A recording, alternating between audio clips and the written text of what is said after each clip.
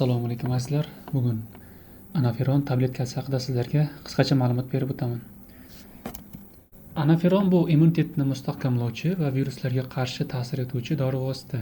Demak, eslab qolamiz, immunitetimizni mustahkamlar ekan va viruslarga qarshi kurashar ekan.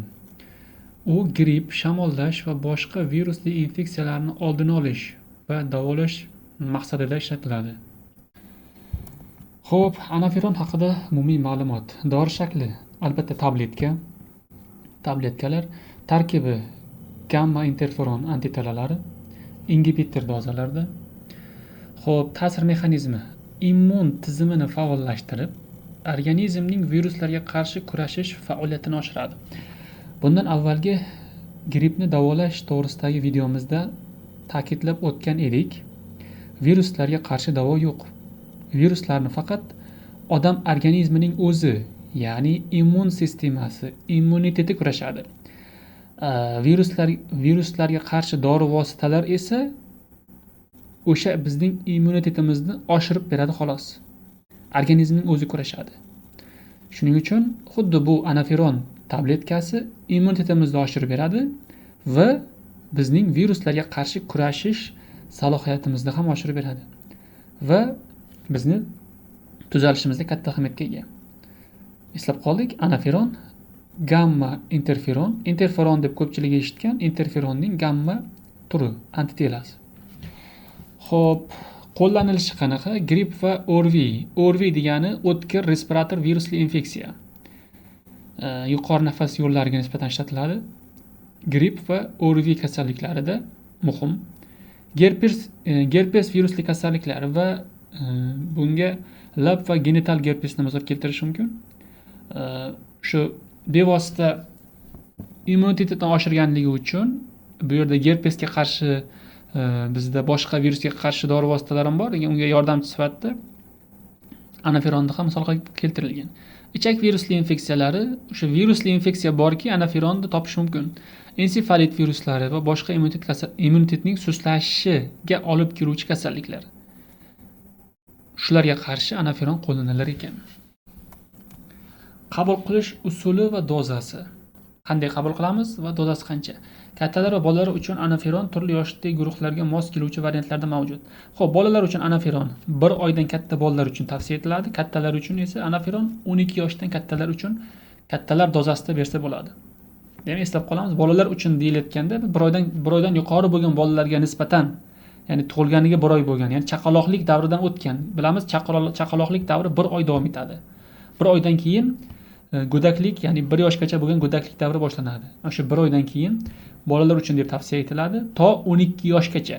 1 oylik chaqaloqdan 12 yoshli bolagacha anafiron bolalar uchun deb tavsiya etiladi. Kattalar uchun esa dozasi 12 yoshdan keyin boshlanar ekan. Xo'p, profilaktika uchun, ya'ni profilaktika nima? Hal kasallik yo'q, lekin kasallikning oldini olish. Kasallikgacha bo'lgan chora-tadbirlar. Xo'p, 1-2 oy davomida kuniga bitta tabletkadan ichib yursa, demak, o'sha virusni yoki boshqa virusli kasalliklarni profilaktikasida qabul qilish mumkin ekan. Xo'p, davolash uchun. Xo'p, kasallik bor deylik, bizda kasallik ketyapti. Qanaqa davolaymiz? Kasallikning dastlabki belgilari paydo bo'lganda dastlabki 2 soatda dastlabki belgilar bilamiz. Grippni hamma biladi, bosh og'rig'i, holsizlik, yo'tal, burun oqishi, temperatura ko'tarilishi. Dastlabki 2 soat davomida har 30 daqiqada bir tabletkadan, so'ng birinchi kun oxirigacha 3 marta bir tabletkadan. Keyingi kunlarda kuniga 3 marta bir tabletkadan ichiladi. Mana shu joyini skrinshotga olib yoki yodlab olsalaring, o'zlaringga maqsadga muvofiq bo'lar edi. Kattalar va bolalar uchun dozasini yuqorida aytdim. Xo'p, nojo'ya ta'sirlari. Juda kam hollarda allergik reaksiya bo'lishi mumkin. Bilamiz, interferon bu begona oqsil organizmga kirsa, unga qarshi antitela ishlab chiqariladi. Lekin interferonning o'zi ham antitela bo'lganligi uchun juda kam hollarda allergiya bo'lishi mumkin. Deyarli boshqa nojo'ya ta'siri yo'q. Ya'ni ko'ngilanish, qusishga o'xshagan narsalar bo'lishi mumkin, lekin bularni kiritmadik. Lekin allergik reaksiya sababi bo'lishi mumkin, chunki juda kam hollarda, lekin 0 deyilmayapti. 1-2% bo'lishi mumkin. Xo'p, qarshi ko'rsatmalar. Qachon anaferonni biz ichishimiz mumkin emas? Tarkibiy qismlarga individual sezuvchanlik. Masalan, kimdirda anaferonga allergiyasi bor. O'sha insonga interferon, ya'ni anaferon mumkin emas.